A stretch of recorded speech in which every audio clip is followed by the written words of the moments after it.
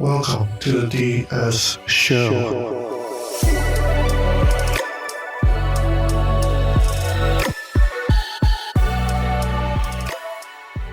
Hello, everyone, and welcome back to the DS Show. I'm joined today by a fellow Anaplanner in the Anaplan ecosystem. He is currently the Director and Global Alliances Lead over at Cervello.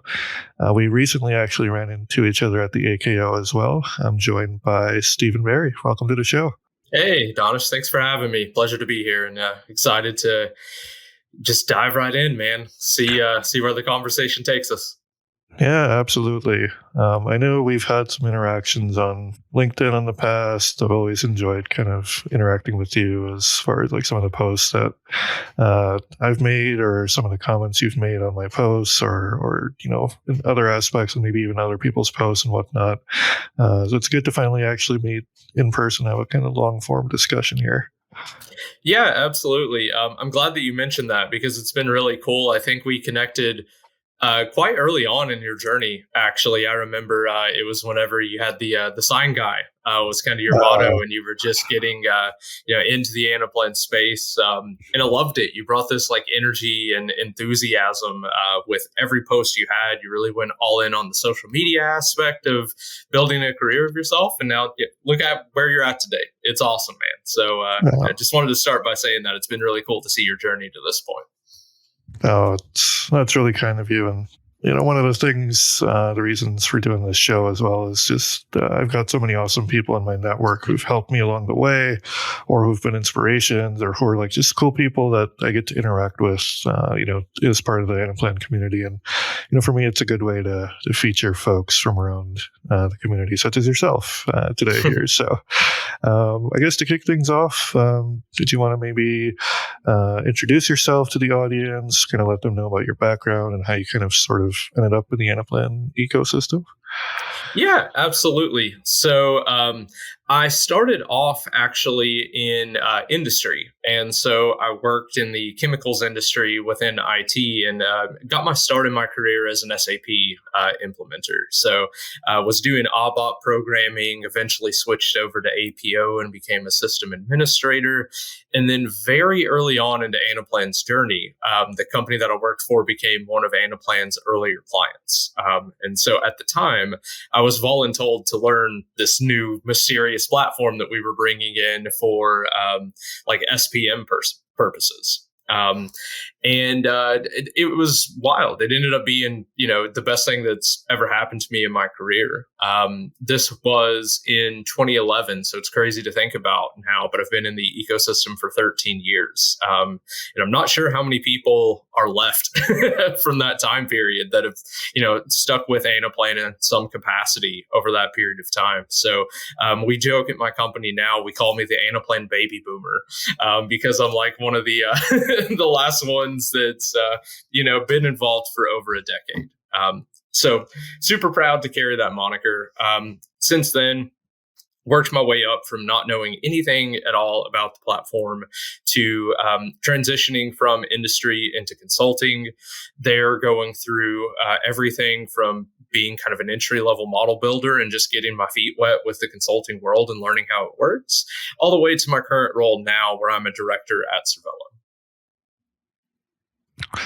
Yeah, that's fantastic. I'm curious now because you mentioned you were sort of Anaplan sort of came to you as far as like, hey, we're doing Anaplan now. You're when you were working in industry. What was that learning curve like? Because I know back then the community may not have been as established as far as like the trainings and the resources go. So what was your learning curve like back then? And did you have any direct sort of connection with maybe the Anaplan team back then, since it was sort of in its infancy? Yeah, it's so funny you mentioned that because this is actually one of the stories that I use whenever I'm working with people that are new to the ecosystem. I was terrible. I understood nothing about the platform when it was first introduced to me. I couldn't comprehend the difference between modules and lists. to me, it was just a totally different world because as I said earlier, I was an SAP guy through and through, and that was really my focus in college and getting into the industry. And so the way my brain was wired is that's kind of, how EPM, ERP looked and felt. And Anaplan was totally different in virtually every way. If anything, Anaplan was much more akin to like an Excel on steroids in its infancy. And I hadn't done a lot of Excel at that point either. So the learning curve was incredibly steep.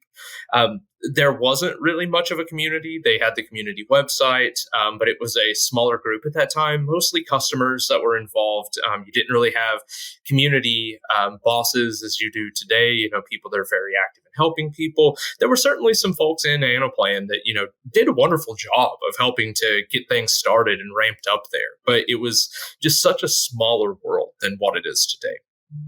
So, and the trainings as well, you hit on that. The initial trainings, and this should come to a surprise to no one that was involved, whether they worked for Anaplan or for a customer, they were really bad.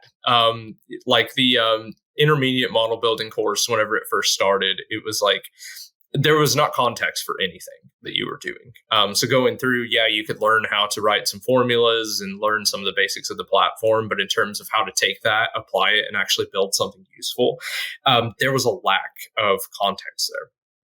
So one thing that was really cool that I got to take part in as the ecosystem evolved is I actually got to work with some of the Anaplan team that built the new courses that we have today. So everything from, L1 through level 3 model building, I got to pilot those courses and actually give feedback, as well as partake. I was one of the first people to become a certified instructor for those courses. And so being involved in that entire process was really something special, because not only did I get to learn more about how Anaplan views their platform, but I was able to give that perspective both from the industry side early on, and then later on the consulting side of like, hey, here are some things that I think would be really helpful. And it kind of evolved into the courses that we have today. So just a super cool experience to be a part of, and seeing the maturity of Anaplan, not just as a platform, but also as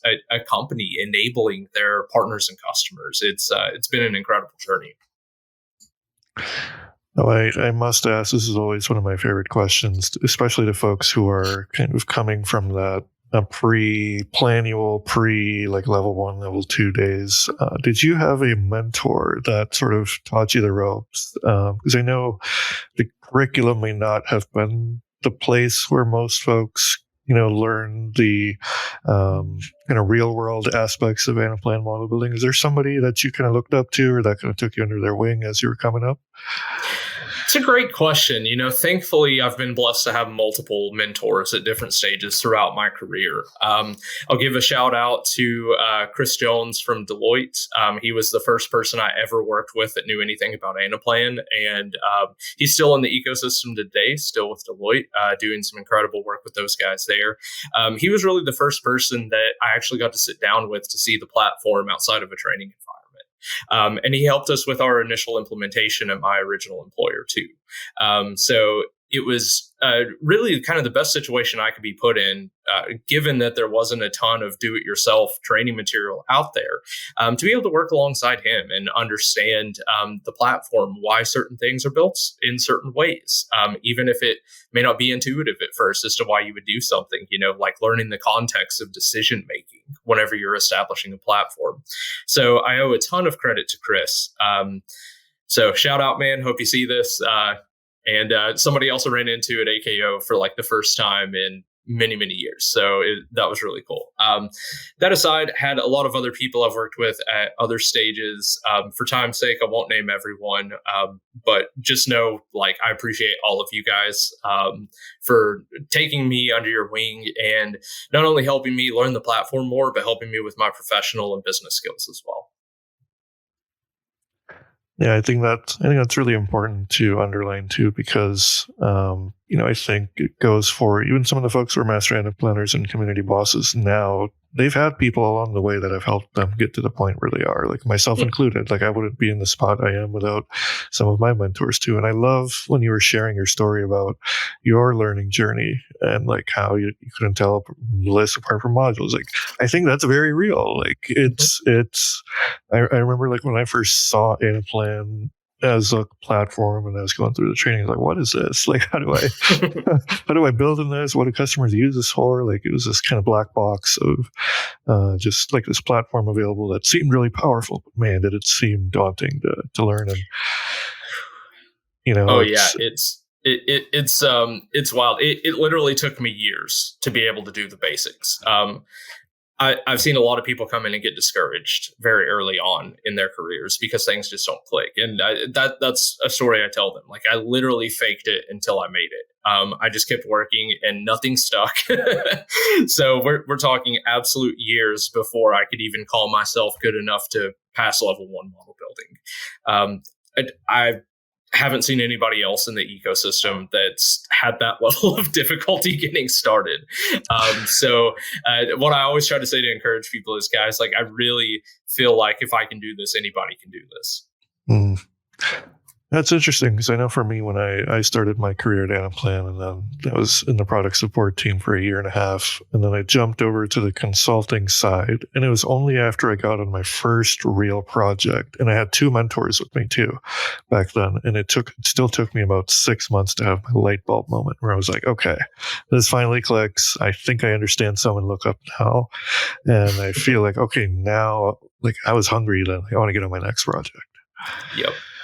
Yeah, it's funny because I can't pinpoint an exact moment whenever maybe everything clicked, but I know there have been times like later on in my career where I'll be working with people and now I'm kind of looked at as an expert in, like model optimization and, like really strong model builders who I admire their building skills will sometimes come to me and be like, hey, we have this problem and we can't figure out, how to build this. And I'm thankful at this point I've been involved for so long that I'm able to a lot of times come up with solutions that will help them and, lead them in the right direction. And to reflect on, how long it took me just to grasp the most basic things you can possibly do in the system to now, really being somebody that's kind of an industry leader in terms of, best practices for model building.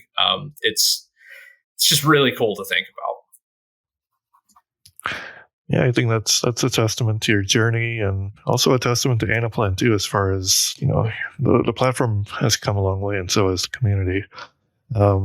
One thing I did want to ask you, you're currently at Cervello, director and global alliances lead. You've climbed the ranks through your Anaplan journey here. What does your day-to-day look like now as compared to when you were first starting out? What a different world. Oh my gosh. Whenever I was just first starting out, it was a lot of, okay, how do I keep the lights on day to day in this system? If somebody comes to me with an issue and, back in those days where I was at, there were a lot of issues early on. It was a lot of growing pains because once again, it was a new platform for this company, new way of thinking. Anaplan themselves were new. There wasn't a ton of support. And so it was a lot of almost running around like a chicken with its head cut off. Today, there still is, constant movement, but it's so much more targeted and directed. And so now, instead of being the person who is seeking help, well, I shouldn't say that. I do still seek help regularly, but instead of being somebody that, really felt like they couldn't do anything on their own, now it's really cool because I'm almost on the other side of it where I'm getting to work with a lot of incredible new model builders, people that either are brand new to the ecosystem or just have a couple years under their belt. Seeing people that are coming in and within a couple years time, it's like they are architect level people. And that's just absolutely unbelievable given, where Anaplan started, that the enablement has become so strong that people can get there just by, getting a few projects under their belt and then just really hitting it hard with these great training materials. So that's a huge thing that's changed. Obviously, being in a director position versus being an individual contributor, it's a lot more of a strategic vision as well. So less being in the weeds, less honing in on user stories and individual solutions, and more so understanding roadmaps for customer journeys, for our employees' career journeys, and seeing, how are we not only satisfying customer needs, but how effective are we being at giving people opportunities that are going to help them get to where they want to be in their career. And so it's almost like a game of chess in a lot of ways. It's moving the right pieces in the right places at the right time. I like the chess analogy there. Now, I assume also as a director, you must have a team of people that you oversee, even if it's loosely. Do you have any advice for any people managers out there as far as what they can kind of bring into their repertoire, what works for you, anything that you found in your people management experience that you would wish to kind of share with the audience? Yeah, and I love how you phrase this, Daanish, because people management, people comes first. To me, the relationships that I have and what I'm able to do working with people is hands down the best part of my job. And so I truly treat it less so as even management and more so as just people. It's working with different groups of people. So what's really cool about how we're structured at Cervello is each project that we do, that I oversee, for example, I'm going to have a different team on every project, different group of people, different experience levels, all the way from new model builders to master Anaplanners. And every time it's going to be a new set of challenges and learning curves for everybody. So I really hone in on individual people and see, first and foremost, how can I best set you up personally for success? That doesn't just mean that it's good client delivery. Obviously, that's a huge focus, if not the number one focus. But it goes beyond that to how am I making sure that you're getting the right opportunities you need at the level that you're at today? And so I have one-on-one conversations with everybody whenever we're starting a new project to understand what somebody's personal selfish goals are. And I encourage people to be selfish in these conversations, because I don't want the corporate answer of just, I want to, do what I'm asked and make sure the customer's happy. We all want to do that. So I want to know, okay, what are you looking to get out of this project when all is said and done, and we're looking back at the work that's done? And I've gotten some really cool answers over the years from that. A lot of, this seems like a great opportunity to dive in and hone on my technical skills, and I know that's what I need to do to advance. Or some people saying, I want leadership opportunities. I want the chance to be able to lead meetings, oversee difficult discussions. All of these different things. And it allows me to do my best to structure projects in the way that we go about working together as a team, to where everybody's getting the at-bats that they want and need in order to grow. Yeah, I think I resonate with a lot of that, especially now that I also manage folks on my end too. Like, it's important to work with people and kind of see them at the level that, and kind of meet them at the level that they are, right? And that's not to say that you're better than them necessarily, right? Because I learn a ton from folks that I work with all the time, and like I'll learn a new trick or a new way of looking at a problem or something. It's like, wow, I didn't even think about it that way, And I think, like, you nailed it on the head. It's the relationships that matter, because the technical stuff will get done or won't get done, or you'll need help on it. But if you are in the trenches with your team and they respect you and they trust you, I think that goes a whole lot further than just checking boxes and having like ordinary one-on-ones just to say you had them, or like you said, the corporate answer, right? Or telling people what they may want to hear or what you think they want to hear. So I really resonate with all of that. Yeah, I mean, at the end of the day, it doesn't truly benefit anybody, myself included, if we aren't working to make each other better. That doesn't mean that it's a hostile environment by any means. In fact, I love to open meetings with jokes and just soft conversations to loosen everybody up and get rid of some of the stressors of the day. But at the same time, I want to hold my team accountable and also make sure they're holding me accountable, that we're doing the best job that we can. And I'm always encouraging active feedback. If there's something that I could have done better in a discussion or, whatever, please bring it to me. And I'm going to, commit to doing the same for you. And we're going to make ourselves the best versions of ourselves that we can be. Now, if I want to transition here a little bit, because I know we talked a little bit about Anaplan and its early days and the maturation process. And in 2024, now Anaplan's in a completely different stage of its, I would say, like life cycle, so to speak. Recently, Anaplan was bought out by private equity and Thoma Bravo, and there's been some changes to the product that we anticipate coming. I know we were just at the AKO, and some of that was shared with us recently. So I guess maybe just wanted to start openly, kind of open-ended. What were your just kind of general takeaways from AKO, and how are you feeling about kind of state of the universe at the moment? Oh, man. What a loaded question, Donnie. My goodness. AKO was awesome. So it's funny, being in the ecosystem for so long, I've got to go to a ton of connects. This was actually my first AKO, funnily enough. Just that experience in general was pretty surreal. I want to hone in on direction first before we get into anything else, because it is wild how drastically Anaplan has been evolving and adapting since the Thoma Bravo acquisition. And I see it really all as net positives at the end of the day. There has been such an increased focus on product rollouts, not even just new functionalities, but like listening to the community about things that have been difficult to work with in the past, and just constantly enhancing the platform, introducing all sorts of new things to the UX, different formulas. We saw a really cool new function in one of the sessions there that was like, oh my gosh, we've wanted to do this for years.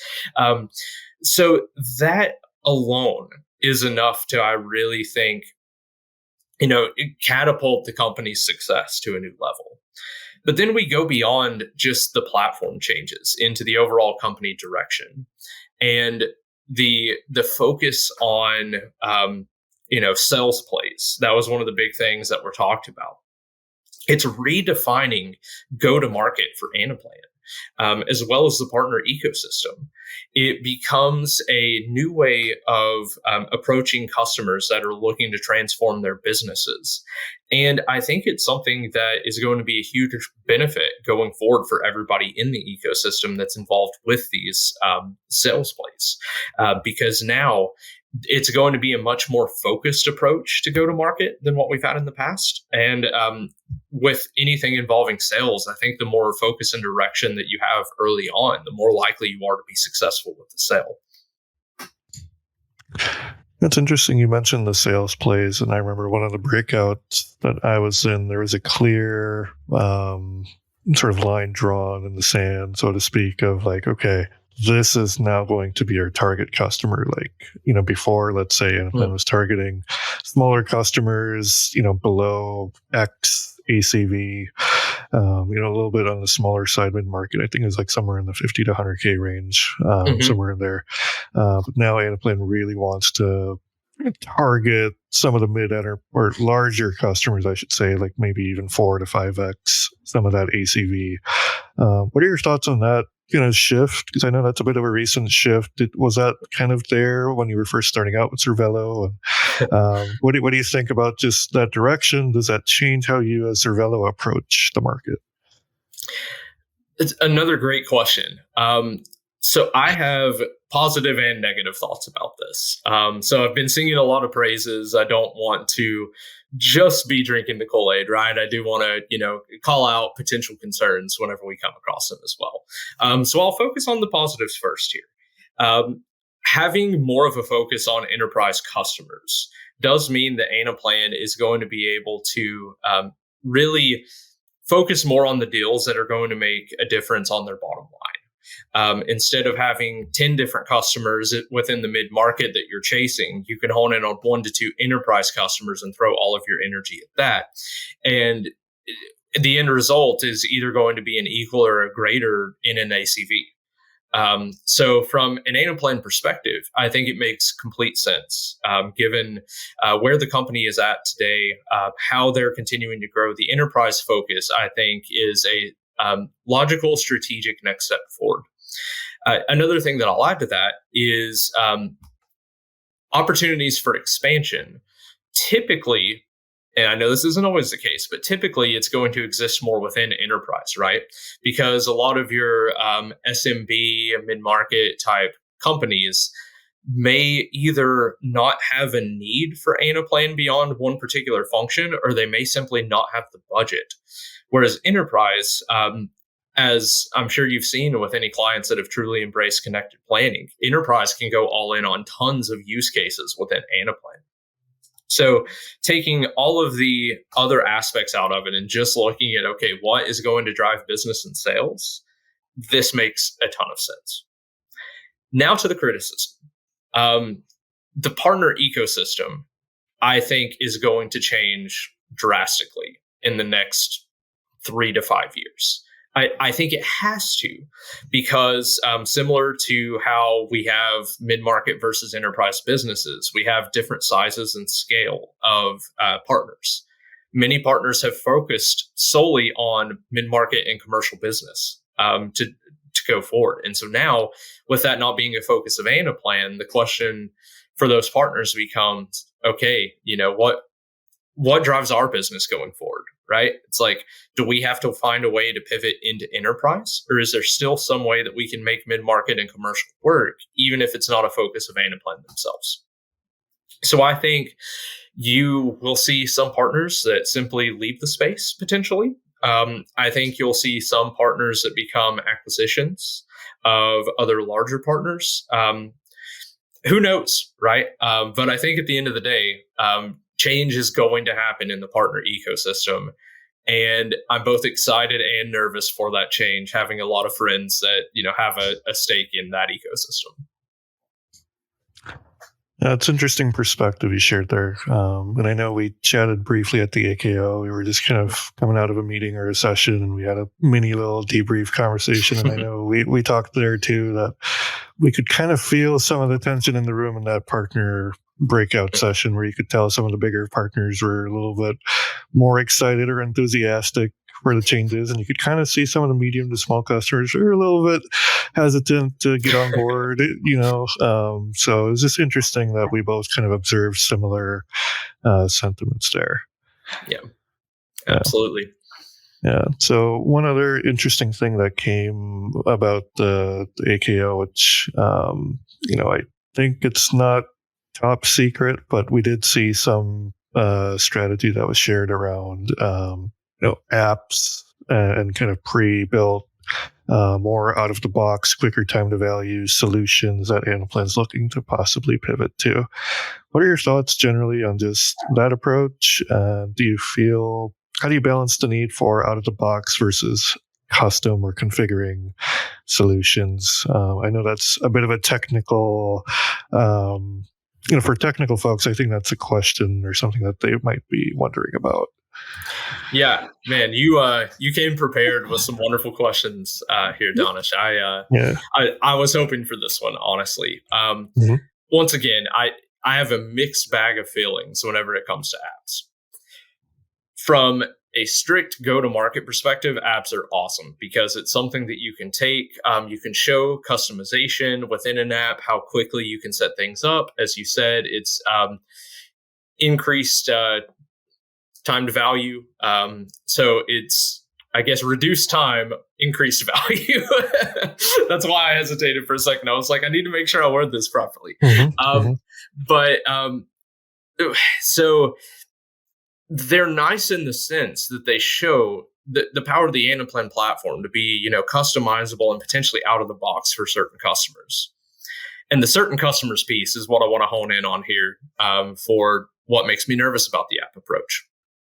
In my experience working with apps, it's very rare you come across true plug and play scenarios, where you can just take something and then boom, out of the box, it's ready to go for a customer. In fact, a lot of times with accelerator models in general, maybe 20% of what you have in there is actually going to apply to your customer's use case. And it's going to be the more generalized things that relate to that. I'll use supply chain as an example. You have some sort of like baseline demand and supply forecasting. Well, everybody's going to need some element of that, right? But then every company is going to have different methods of identifying constraints, how they're going to be doing, potential delays, overrides, what components of AI and ML are going to be involved here. And does Plan IQ make sense, or does it need to be something else? Right? There's all these different questions that are going to come up once you actually dive in on foundation sessions with clients. And typically, what you see with accelerators is it's like, oh man, well, we can't use this. We can't use this. This isn't relevant. And so even if it does save you a little bit of time, it's negligible at the end of the day. And you're still building a lot outside of the box. So I'll say I'm going to try to be cautiously optimistic about this. I haven't really had the chance to see these apps in motion yet, some of the newer ones. And so they're really excited. Maybe these apps are going to be different. Maybe these are going to be a lot more out of the box than what the industry has seen previously. And if so, then that's wonderful. But it's truly I'll believe it when I see it kind of mentality. Yeah, I like the way you phrase that at the end there. Like, if I'm being honest too, I think there's a lot of folks in the community, especially the Master Anaplanner and Community Boss community that I've spoken with, that I think there's some reservations where it's like, okay, this sounds really nice, but, like from a technical standpoint, we've all been on implementations where, no two customers model their business processes and day-to-day function in the same way. Right. Mm-hmm. Like it's like one customer's FP&A model is going to be totally different from another customer's FP&A model, even if they're in the same industry and even if they might be direct competitors, for example.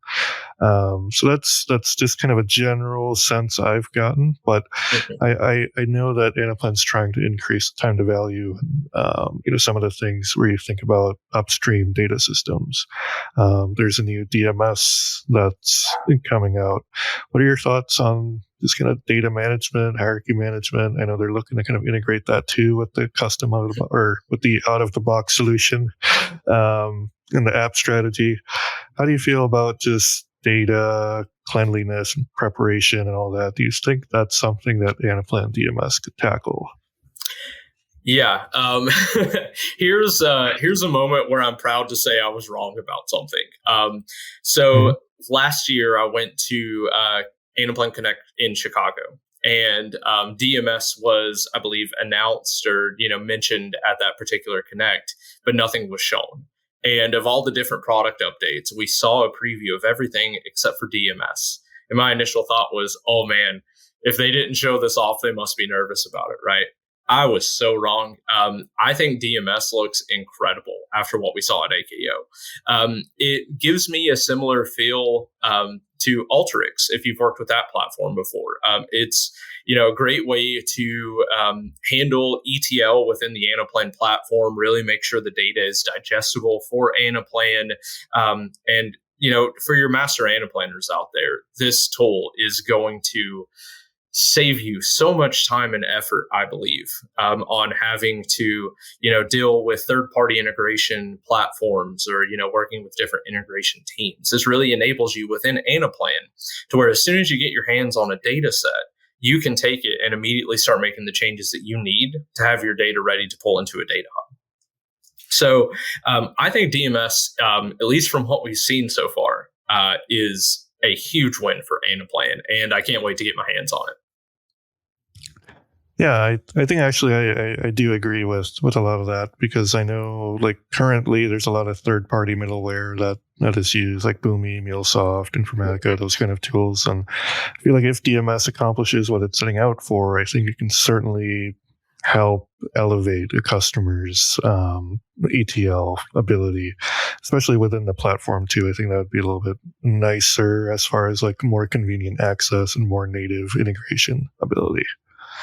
Yeah, absolutely. Even just from a resourcing perspective, right? I know in a lot of projects that I work on today, usually the clients that we're working with have some sort of integration specialist. And I tell you, I have more appreciation for that role than possibly anybody else that I get to work with, because those are the people that are pulled every which way for every single platform within an organization.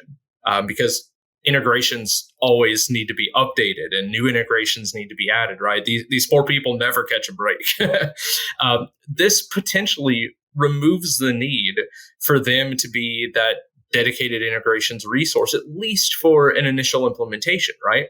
They might maintain it going forward, but now it's not this huge time commitment up front for these folks that have all these other things going on, because now planners are going to be enabled to do this role much better than they have before.